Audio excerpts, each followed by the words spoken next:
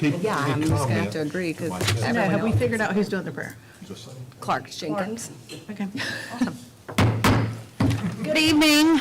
Welcome to the October 1st, 2024 regular scheduled school board meeting.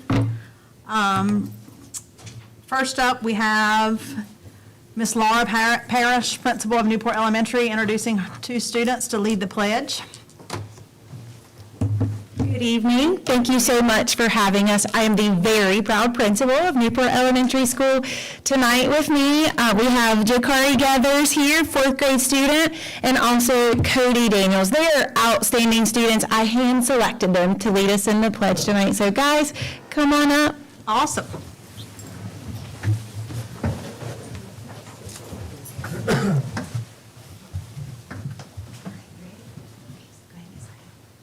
I pledge allegiance to the flag of the United States of America and to the republic for which it stands, one nation, under God, indivisible, with liberty and justice for all. Oh, you're gonna get pictures. Oh, wait, come up. We've got some little pins for you and an appreciation certificate. Hey, y'all did a great job, by the way. You did, awesome. Thank y'all for coming. Okay, awesome. Katie's got y'all some pins. Stand beside this solid colored dress. Get me in trouble. There you go. Good job.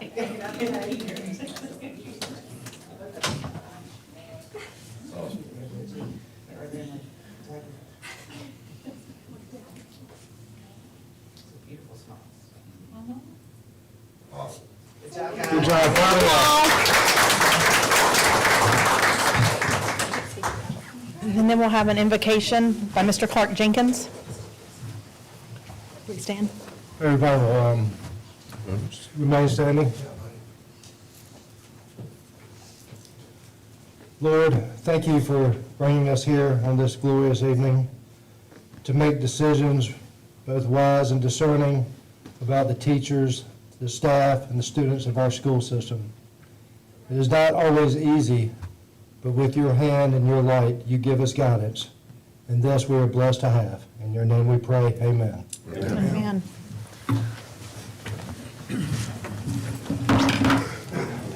Now I'd like to invite Mr. Ken Raper up to administer the oath of office to our newly appointed and approved board member, Ms. Stephanie Kurzich. She will be filling the unexpired seat of Dana Vincent Moore, who resigned August 6, 2024.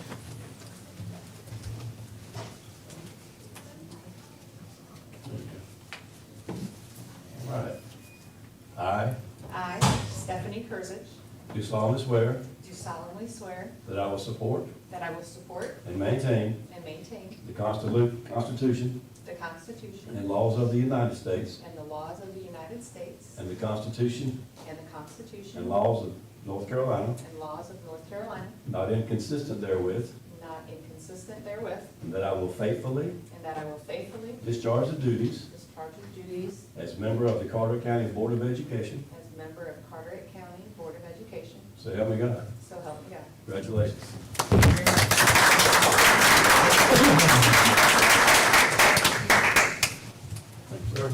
Thank you, Ken. Thank you, Ken. We appreciate you, buddy. Thank you, guys. Y'all have a great evening. Thank you.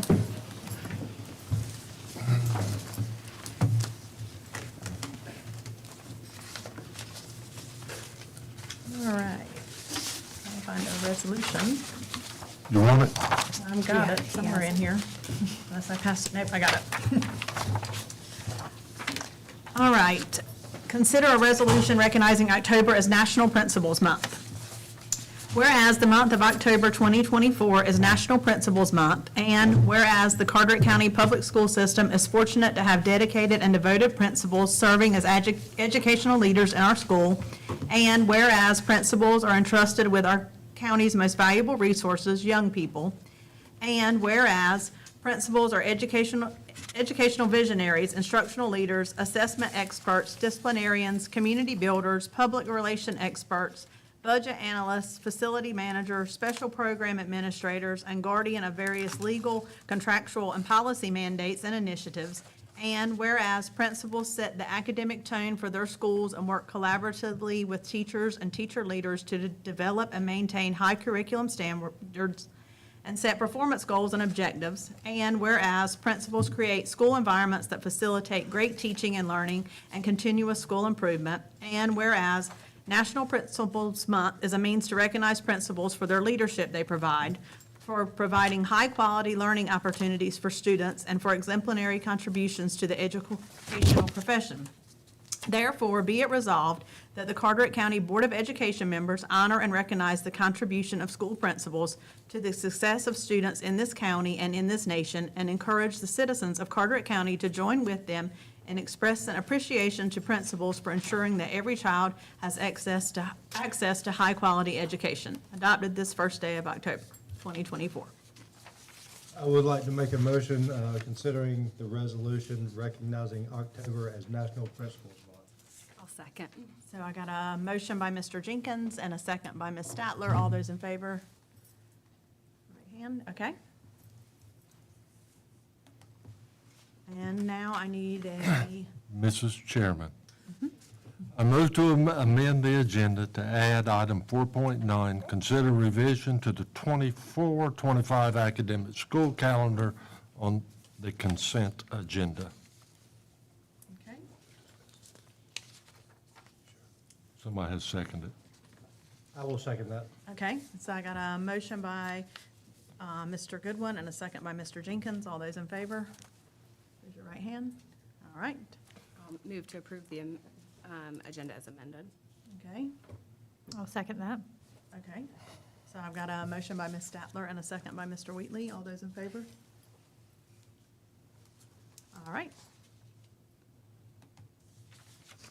So now we're moving down to public comment.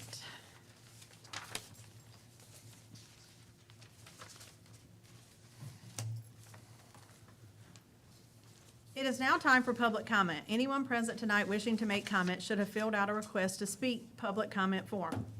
To ensure civility, relevance, and time management, there are specific requirements for public comment set forth in the school board policy. They include comments are limited to matters pertaining to public education.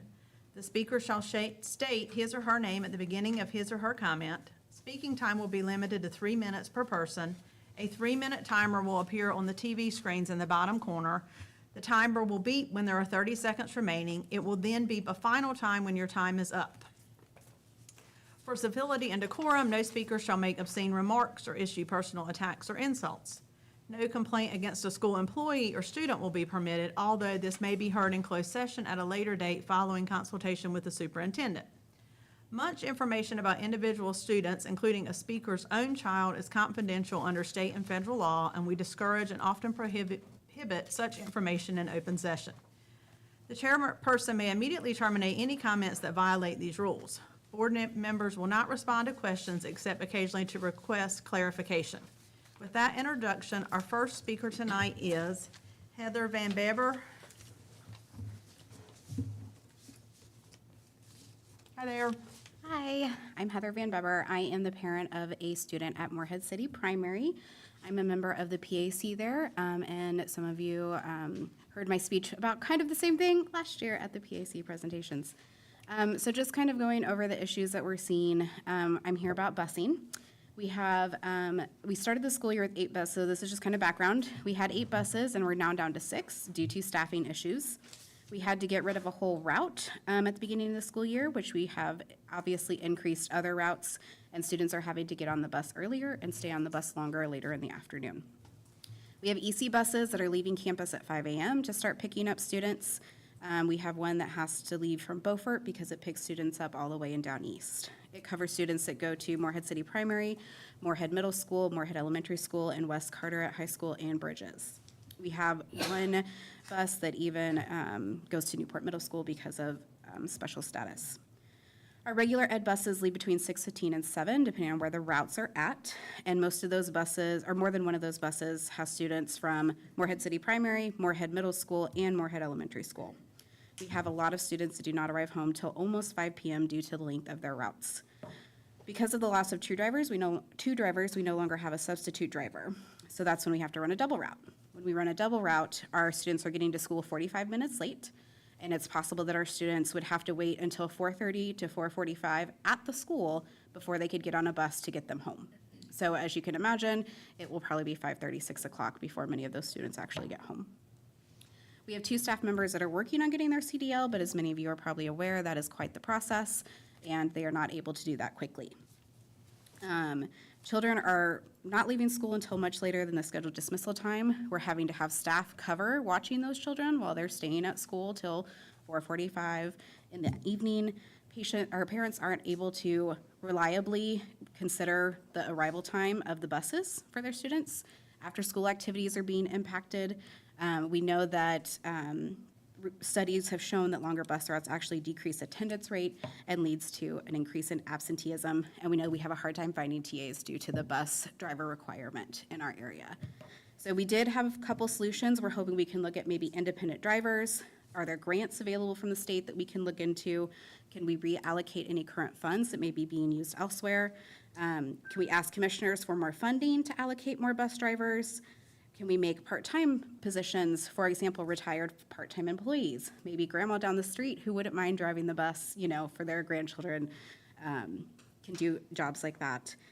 We also know that other districts use bus services, actually use a dedicated bus service. Is that something we should look into, and what kind of value could that provide to our school district? Kind of the same route, school nurses, we would really like to look at that as well. We know all the history behind that, but thank you for your time. Thank you. Thank you. All right, Amanda Gilmore.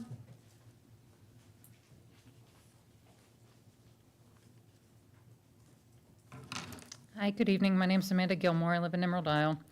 I'll just jump right into it. As I already expressed, the transportation is still an issue, and it's gotten worse. It's no surprise to these members here. Many have been on emails that have gone throughout the past month. The one solution of hiring drivers, as I understand it, has already fallen through, and that driver has quit. Yet as of today, I've not seen any new advertisements for hiring. Us as parents have attempted to make our own accommodations and adjust. Every attempt has been met with resistance, and I would even consider retaliation. Previous accommodations that have no impact to routes, no impact to other drivers, no impact to time, no impact to operations, and have been shown to work in the past are now getting recanted, and new ones are being immediately denied. We asked why. We are nicely told, just like a child, because we can. No policy is given to support these decisions. No comprehensive explanation is given. Principals, transportation, and even some of the board has failed to explain why these requests are not being given or being met with resistance. Us as parents are just trying to create our own solutions so we can have a work, school, and life balance for us and our children. We're trying to do that with as little impact as we can to the administration and transportation. And yet, they're not working with us at all in that. And this is a problem that has gone on for nearly 3 years. On another note, I went to the Board of Commission meeting last month. They were wonderful, provided immediate feedback, nearly 30 minutes worth, explained past discussions they've had, talked about, just like Mr. Paler provided to me, looking at new sites for future schools. They even talked about past discussions of rezoning. When I asked for additional data from them or what things they were considering that would help them make these decisions, nothing further was provided. The next move needs to be a smart one. There are ways to make holistic approaches to it, not just treat one isolated problem. We as parents have provided numerous recommendations, some mentioned here tonight. We've spent hundreds of hours researching data, asking for data, calling the Planning and Zoning Commission, calling members at this board, emailing, asking for information to help. And we get the runaround, or worse, shut down completely.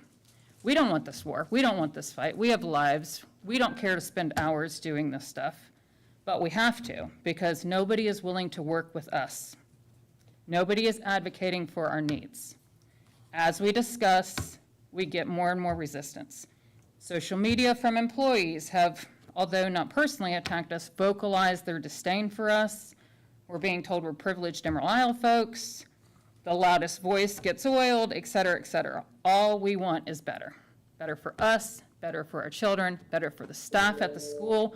We can do better. Thank you. Thank you. Jessica Solzin.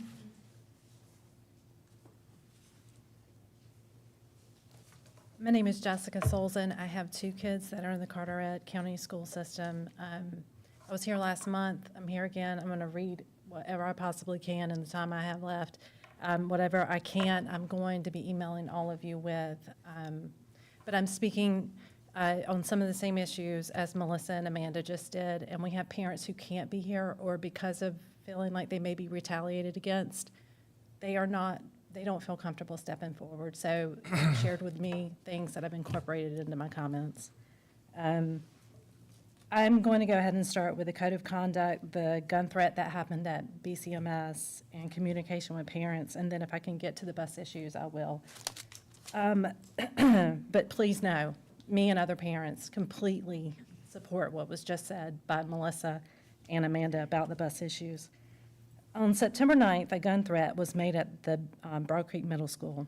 Late that night, the student expanded on that threat over social media. It wasn't until after school was out on September 10th that a call went out to parents making them aware that there was a threat. The call was vague and left many parents questioning, with questions and safety concerns on letting their students go back to school. More importantly, many parents did not receive the calls. They found out about it from other parents and online. We are 6 weeks into the school year, and as of last week, all parents were still not in the system to receive calls, even though parents have filled out their contact forms for the school in triplicate. It is scary and concerning that the code of conduct can call for automatic expulsion for a bomb threat, but a gun threat falls under regular threats that can allow for multiple suspensions at the direction of the school administration. Investigations into bullying, threats to harm another student or teacher should always involve an SRO, and investigations should involve law enforcement from the beginning. I know personally that SROs are not always involved in threats to harm a student, and that those threats escalate when not addressed. I am asking that the board review the code of conduct so that it is effectively providing the framework to handle current day threats our schools face. There should be zero tolerance for gun threats. I can't stress that enough. The school board needs to set an immediate deadline that all parents be correctly entered into the system to receive calls. As late as last week, we heard that they are still making efforts, but we shouldn't be 6 weeks in and parents not receiving communication. This gun threat came on the heels of the Georgia shooting, where it was found out the authorities in the school were aware well in advance, and not enough was done to stop students and teachers from losing their lives that day. More needs to be done to safeguard our students. I have more on the bus issues, but I will be emailing that out. Thank you. Thank you. Can I ask for clarification? What kind of gun? This is the first I've heard of a gun threat. We didn't get any details, so that would be a question for. Was there a gun? Do you know there was a gun? I'm asking. Do you want me to step forward or just answer? Sure. Yeah, it's just clarification. The only thing I can tell you is we got a call giving us the information that we got, and that is all we got. And it was very vague. So any specific questions still haven't been answered that parents have. And I can't explain that. That would have to be from someone within the school system. So I would probably direct you to Superintendent Paler. Man, I'm sorry, that was the first I'd heard of a gun. And may I, Mr. Paler, on both these issues, I'd like to say something real quick. I don't know if I'm allowed to, but I'm going to anyway. For the bus situation, I think that we all know the situation, but I don't know that we always do a great job. I'd like to see us put a very detailed bus protocol, i.e. hirings, how the state mandates the routes. If we put it on our website where people could actually study it and educate themselves instead of having us relay information, I think that would be a huge step in better transparency. Again, I think that, we understand it, and we fall victim to the thing that we, are explaining it well, and I don't know that that's always the case. So I think that a first step would be being proactive and helping people understand the processes in hiring, the processes that the state, the parameters they keep us under. And for the violence threat, I know that, anyway, I think some of our protocols might be a little bit outdated with social media moving as quickly as it is. And for instance, I think that there was something out of Maine that ended up being related to here, that wasn't related to here. But with the social media being such a big part of these threats these days, I think that we probably need to look at our protocols and try and, in our policies, and update them to start addressing some of these things, you know, rather than, and I agree with her. I mean, I think that if someone, you know, the sheriff of Pamlico County gets on Facebook when they have some kind of threat, and I don't know if that's even doable here, but he gets on Facebook and, you know, deals with it, and he's very transparent about it. So I don't know if that's doable, but just an idea, so. And I know it's not what you meant, that I just want them, I think they understand the laws and requirements, they're just asking to think outside of the box and new solutions. So I know you understood that, it sounded like you were saying they just didn't understand the laws, so. No, just wanted to I know clarify they on that. understand the laws. I know. I get that. Yeah, they do, others may Okay. not. Yeah, that's my But bad if they're asking I'm for just a more country outside redneck, of so, I mean. And I just want to thank you guys for bringing this to our attention. Don't like that this is the situation and that you guys, you know, are bringing it to public attention here in the comments. I appreciate that. Not to dismiss what your concerns are, but I do want to bring attention to grievance policy 1740/4010. This is our student-parent grievance procedures, and this is how we address things. But in general, we do strongly encourage informal resolution. But if a resolution can't be achieved, please consider whether the procedures of this policy can help. And I state this in compliance with our ethics policy 2010, section B.12. Thank you. All right, thank you. Looks like we're down to the consent agenda. Someone make a motion? Move we approve the consent agenda. I think it says as amended, but I don't know how we've amended it. I'll second that motion. Got a motion by Mr. Goodwin and a second by Ms. Wheatley. All those in favor, raise your right hand. Thank you. Now, Ms. Bernanski, consider budget amendment 1. Good evening. Good evening. Tonight, I am going to present the first budget amendment. This is the carryover budget. This is a revised budget than what was in the board docs. There's only a slight change to 2 amounts in the capital budget only. So I'll bring that to your attention. In the first section, it is the federal carryover. The vast majority of this is COVID funds. These are the ESSERS funds that is carrying over from 2021, and this money is gone as of yesterday. That money had to be encumbered or spent as of September 30th, and we thankfully have done that. So this is just the budget for all of that money, and the beginning part is actually PRC 111, 115, 118, 119. These are normal PRCs that we get every year. And I do kind of want to bring your attention to one item on the federal budgets, and that is the very last digit of the account codes, and this is just for your information. Right now, DPI is undergoing a massive modernization of their financial business sector, and it's been a roller coaster, to say the least. And one of the things that they are wanting to do is to track years and any federal funds that were given to us in any specific year. We now have to track what year it came. We have to spend it based on what year it came. So when you look at this and you see 4s, 3s, 1s, it's because that money came to us in 2024, 2023, 2021, which has made it very cumbersome. So you will see probably a lot more federal codes this year due to that separation. The next section is our capital budget. The first section is the Hurricane Florence damages, $2.5 million still carrying over from Hurricane Florence, and that's for the mitigation. Then after that, we have Category 1 carryover, Category 2 carryover. These are for projects that were set up in previous years and for maybe supply chain issues or timing issues, they couldn't be done, so now we're carrying the money forward. We're completing those projects in this year. And then below that, we have the 2021 bond and 2024 bond carryover. That's completing those projects at Broad Creek, Croatan, and then West Carteret. And the bottom section is repair and renovation money. That is actually lottery money that we have to apply to the state to receive. It comes to the county, and that is just for repair and renovation of our classroom facilities. And then the last section is our special revenue funds.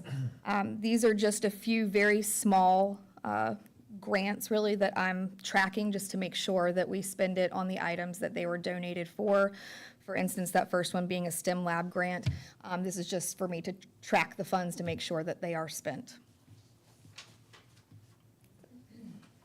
I'm sure you're very sad to see the ESSER's money saga end, but cannot thank you enough for all the work you did in covering budget deficits and being creative with making sure we used every penny that we could. So thank you for that. I move to approve the budget amendment as presented. I'll second that motion. Okay, so I got a motion by Ms. Statler and a second by Ms. Wheatley. All those in favor? Thank you. Okay, thank you. Ms. McClenny? Good evening, board members. Last month, DPI and the State Board of Education released the 23-24 school performance grades, which consisted of proficiency and growth. And before we dig into those scores and how Carteret County did with that, I do want to point out that there's three different lenses by which we look at this information. I'm going to be sharing it with you through the lens of a district perspective, how we did as a whole district, areas we can look at, where we can celebrate, where we can grow. What happens next is each school's going to get their grade. It's going to have their proficiency, their growth, whether they met, exceeded, or did not meet. And then at the school level, they do the same thing. Drill down to fourth grade math, whatever it may be. Then, in October, we hope we will get the individual teacher data on growth. Because when we look at this, it's important to distinguish between the two. Proficiency is proficiency, right? There are other factors that will impact that. Some of our fastest growing student groups, for example, students with disabilities who made incredible growth, some of the highest we've had, were not proficient. But man, do we celebrate the progress they made in their growth with that. So we're going to look at that tonight through those lenses and really how it matches to the 5-year strategic plan that we have in place. We're going to talk about 4 goals in Limitless Learners. And the first goal we're going to talk about is growth, and we did that for a reason, because growth is really where we have impact, where we can control what we do and can measure the growth we made with that. Before we talk about the district lens with that, I do want to point out a couple of things that are pretty impressive with growth within our district. We had 7 schools exceed growth.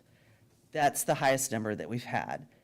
We had 1 school that missed exceeding growth by 1/100th of a point. So we were almost at 50% of our schools exceeding growth. Also want to point out, when you think about exceeding growth, it's not easy. In the state of North Carolina, in our elementaries, only 27% of the elementary schools in North Carolina exceeded growth. We had 62% of our elementary schools exceed growth. In the state of North Carolina, in our high schools, 30% of the high schools in North Carolina exceeded growth. We had 2 of the 3 exceed growth. So there's a lot to celebrate. Not only did they exceed growth, when you're a numbers person like me and you look at where it falls, anything above what their number would be as a 2.0 would be exceeded. Our exceeded growths were between 3.85 and 6.32, doubling and tripling what would be exceeded.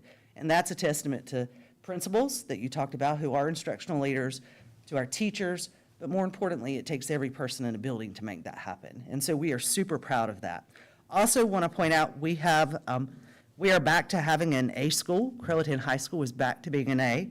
And in North Carolina, of the schools that are classified as 912, which is also cooperative innovative high schools, all of those, there are only 130 in the state that are an A school, and Carteret is one of them. So that's certainly something to celebrate. So let's talk about growth. When we look at growth, we look at student groups. And from a district standpoint, we have 10 student groups that are reported in our system, and you can see those listed there. Not all of those student groups are in every subject or in every grade level, but if there are 30 students that are in one of those areas, they are reported to the state. So when we look at that information, I've got the last 3 years of overall growth. This past year, 100% of our student groups in the district, from a district lens, met growth. In reading, 90% of our student groups met growth, and in science, 100%. The only student group that did not meet growth was reading students with disability. So that was the one group that did not meet the growth expectation with that. So the second goal that we had talks about proficiency.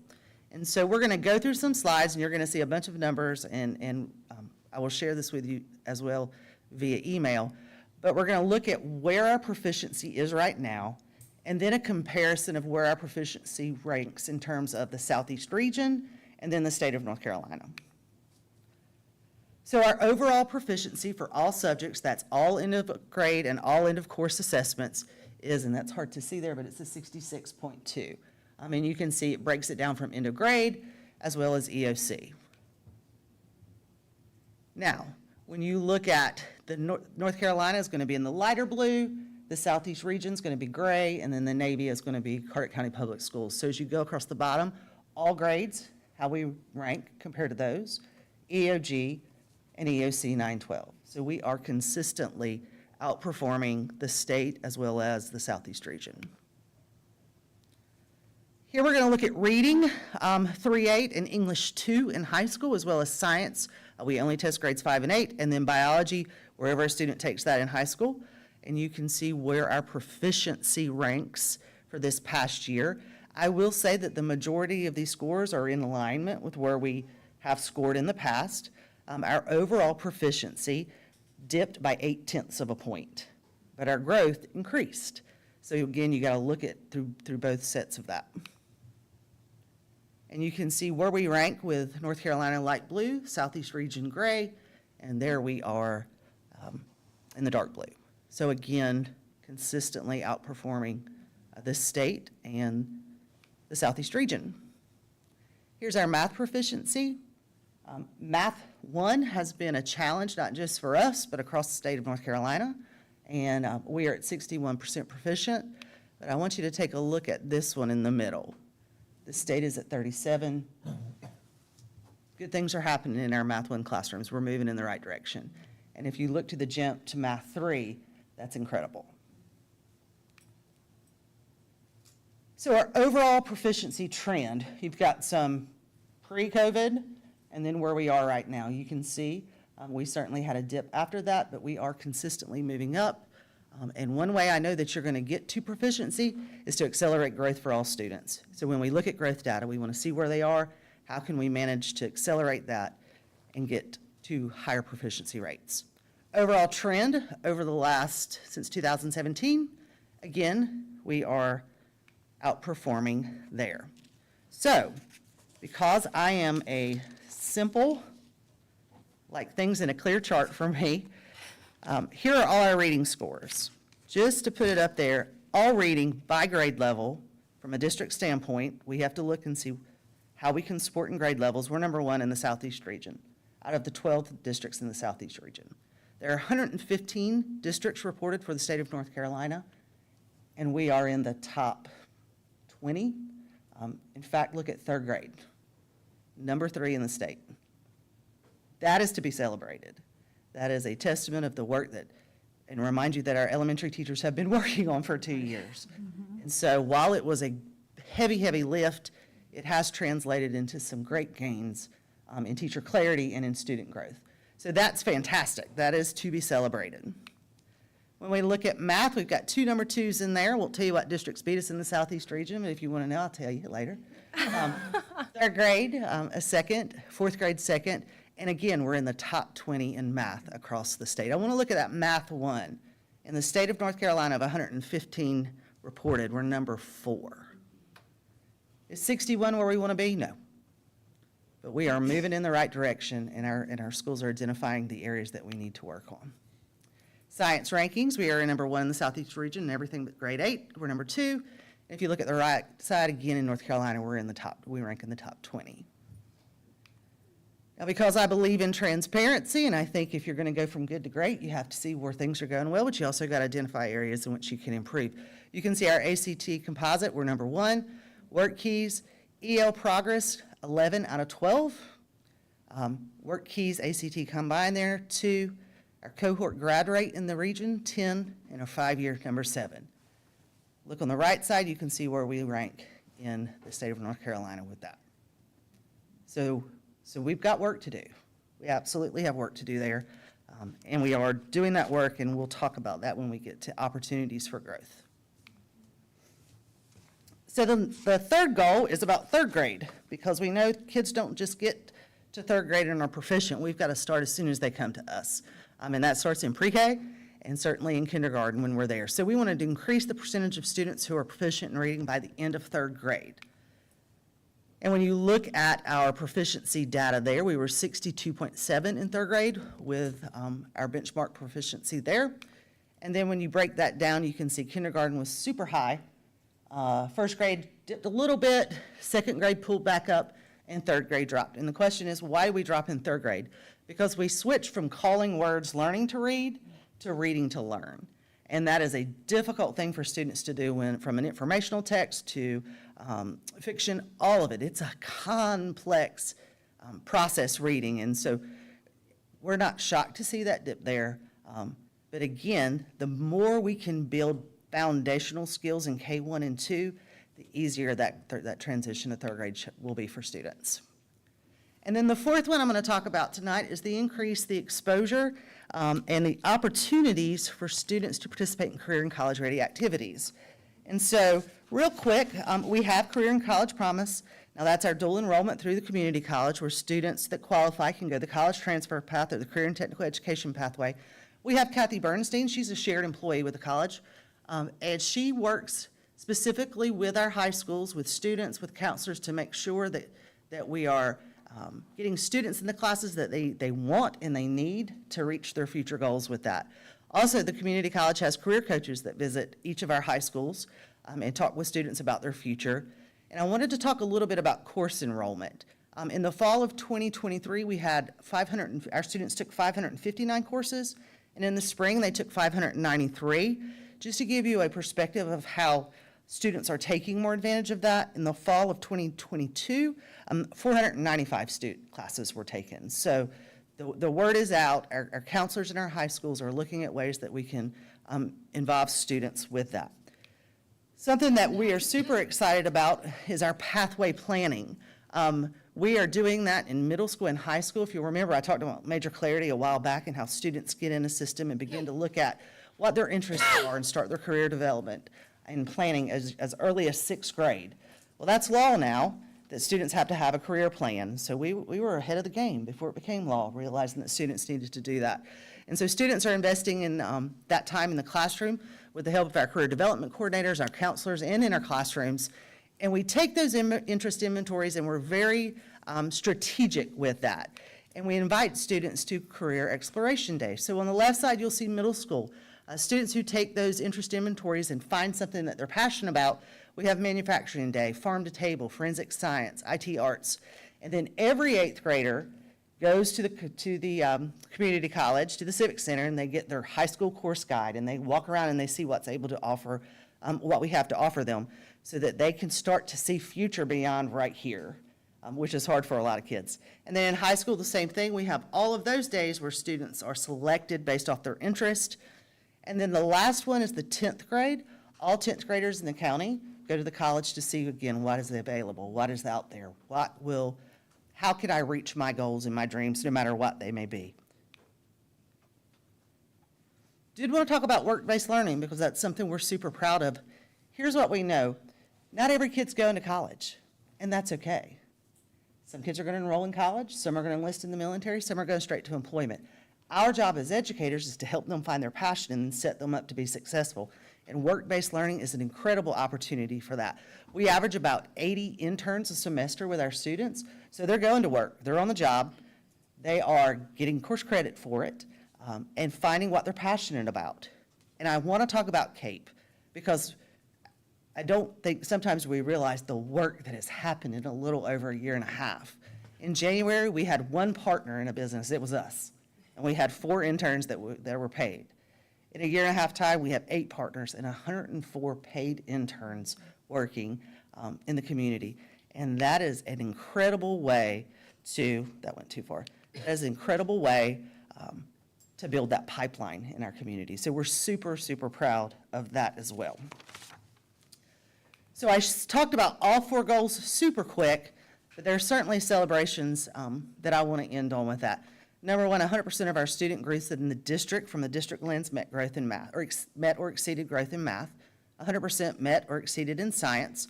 90 met or exceeded growth in reading, and 100% of our high schools exceeded growth in biology. That wasn't the case the year before. So we're super proud of that.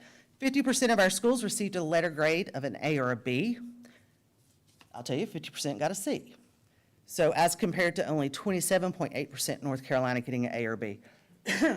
We have 0 low-performing schools. If a school received a school performance grade of a D, they would have been low-performing. We have 0 low-performing schools in our district. We consistently rank number 1 in the Southeast region. We're consistently in the top 20 in the state. We've increased opportunities for kids to have experiences in work-based learning, and we have a great opportunity to build local employment pipeline in our community. But along with the celebrations, I think we have to recognize and address the areas to grow.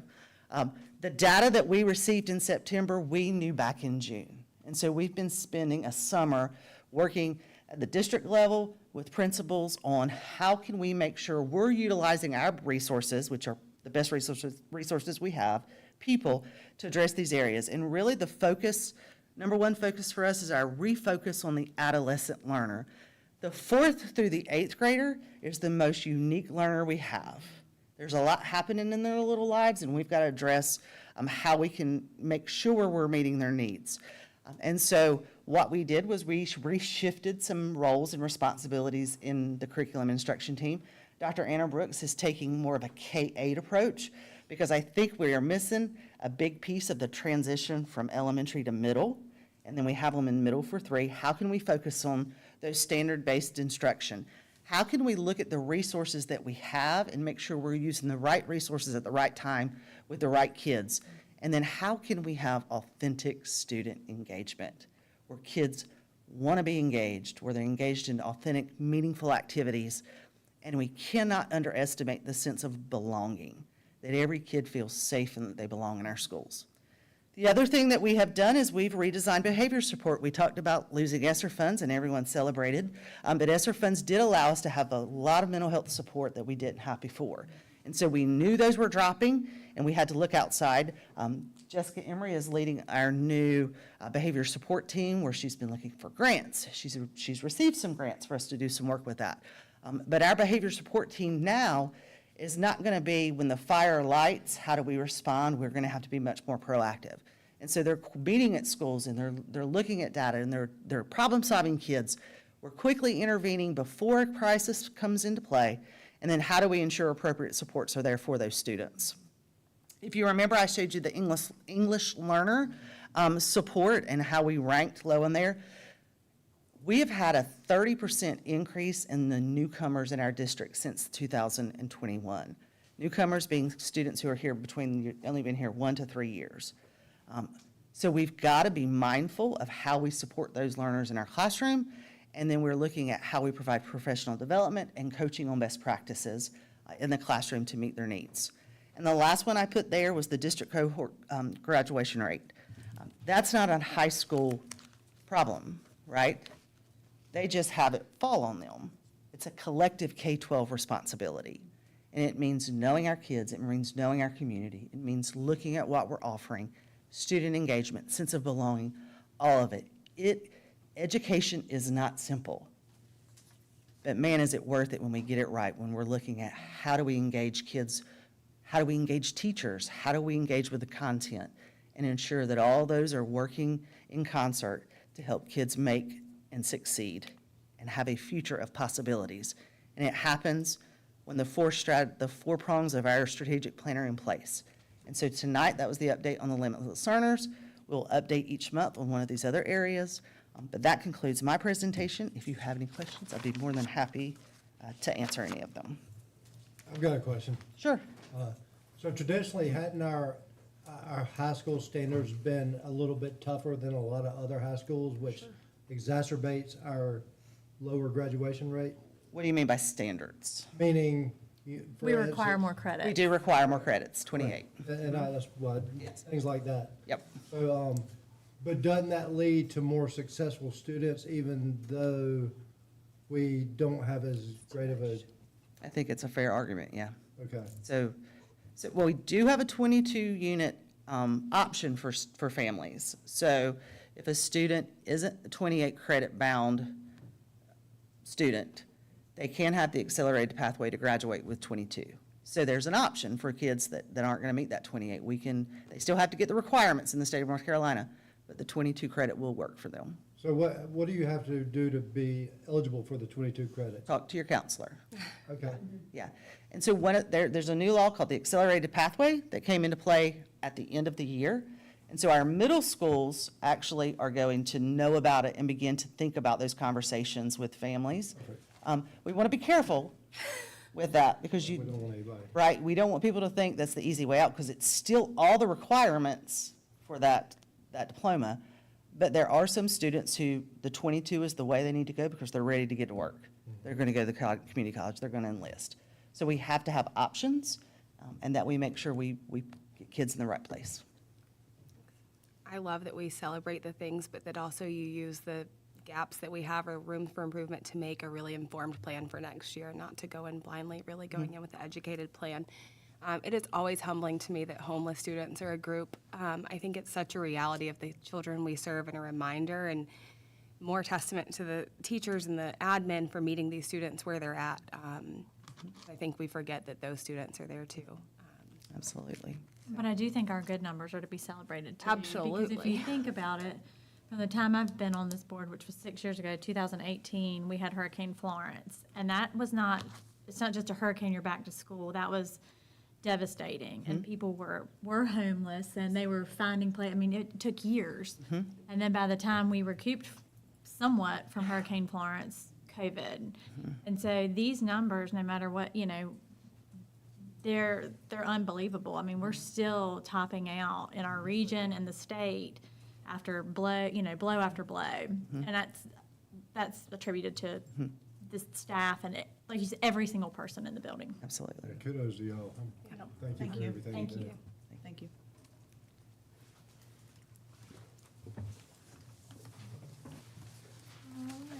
So now we will move on to Mr. Paler with some bond project updates. So for the bond update, there are still just two projects going along, and that's Broad Creek Middle School. There, we're down to punch list items. That project is wrapping up. They're finishing up canopies. They should be done there in the very near future. At West Carteret, that project still remains on schedule, so the band room now is dried in. The new classroom addition is mostly dried in. They're putting up the CMU walls and the interior walls of the building there. The new locker room addition has a roof on it and is dried in. They're replacing HVAC units in sections, so that project is coming along. There's a lot of moving pieces there, and the school's been very nice to work with, the construction crews. It's going to be very nice come next fall, but it's going to be, as we said, growing pains until we get there. All right, and now comments. Yes, good evening. First, I'd like to welcome Ms. Stephanie Kurzich to the board, and we look forward to working with you and doing what's right for all the Carteret County's kids. As we celebrate National Principals Month, let's remember to recognize and appreciate the hard work, leadership, and dedication of our incredible principals. I truly commend them for the work that they do. Please note that October is also National Physical Therapist Month. National Custodial Workers Recognition Day is tomorrow, and National School Lunch Week is the 14th through the 18th. I'd like to ask everyone to keep our friends and colleagues in the western part of the state in your thoughts and prayers. Their recovery from the tropical storm is going to take a while. There's a lot of devastation out there, so please keep them in your prayers. Our next board meeting is not until Wednesday, November 6th, because of this room is used as the polling site for the election. So it'll be November the 6th at 6 p.m. And also note that the School Advisory Council chairs will be here at the beginning of that meeting, starting at 5. And just to go off script for a little bit, we do hear your busing concerns, and we have concerns ourselves. If I could crank out some bus drivers, we would do that. And it is true, the one prospect we have for Broad Creek took another job. We talk daily about buses. We talk, and some of the solutions that were shared, we're working through that, and we're trying. It's not falling on deaf ears. We are trying. And the last thing I'll say is, out of all the things that I do, there's nothing I do more important than keeping kids safe. I can assure you that safety of our children is at the very top of my list. We have a very robust threat assessment protocol that we follow. So just know that it is frustrating, and I know it's frustrating for parents to hear me say, I'm sorry, I can't tell you the details because there's confidentiality reasons. Sometimes there's more to the story that we can't share, but I can promise you that wholeheartedly there's nothing I do more important than keeping our kids safe. So that's at the top of my list. So that concludes my comments. Thank you, Mr. Paler. All right, comments from board members? I want to thank the West Carteret culinary students who provided dinner. These meals are amazing. The quality of food they're cranking out. I know they weren't all here that had a hand in it, but it's amazing to see. I will not be here in November, so this is my last meeting with Dennis. And Travis, who's not here, but he said if I said nice things, he'd listen on YouTube. But truly, I've enjoyed serving with you guys. We didn't always agree, but I know everyone had the end goal of doing what was best for the students, which is really all that matters. If you had told me 4 years ago I would be sad that Travis Day was coming off this board, I would have never believed you, and I am truly sad that his time is ending. Sometimes I mistake his research and passion for other things, but he is probably the most researched person that's set up here, and everything is coming from a good place of doing what's best for students, and I am sad his time is gone. It's been really an honor to serve with both of you. All right. And I just want to say thank you for the opportunity to join this board. I look forward to working with all of you guys to continue the excellence of our school system. Thank you. Okay. And I want to say thank you to West Carteret, CTE Culinary, for our dinner. It was very good. Thank you, Jody, for all the work and for all the staff in Carteret County Schools. And as Mr. Paler mentioned, the prayers for the western folks in the western part of our state, and also Buncombe County Schools Foundation. That is where our former superintendent, Dr. Jackson is, and maybe we can kind of partner with something for them in the near future, because we know that they're devastated. So, and the next meeting, like Mr. Paler said, will be, Wednesday, November 6th at 6 p.m. So now, Dennis? Yeah, I move we consider moving into closed session to consider a confidential personnel matter and student matter pursuant to General Statute 143-318.11, parentheses A, close parentheses, parentheses 3, close parentheses, and parentheses 6, close parentheses. Now, who's going to do that when Dennis is I don't know. Whoever sits there I'll gets second it. that. Okay, so I got a motion by Mr. Goodwin. I will second that. Second by Whitney. Oh, I'm sorry about that. You ready to go? You're going to get Dennis's job. Yeah. That's fine. I will not be able to do it as well as he does. I'll go ahead and be honest with you up front. Well, I had Jackie Davis, did you? Well, maybe I will have you teach me. How's that sound? All those in favor? Thank y'all for coming out. All right, we need to sign this. Leave it in this folder.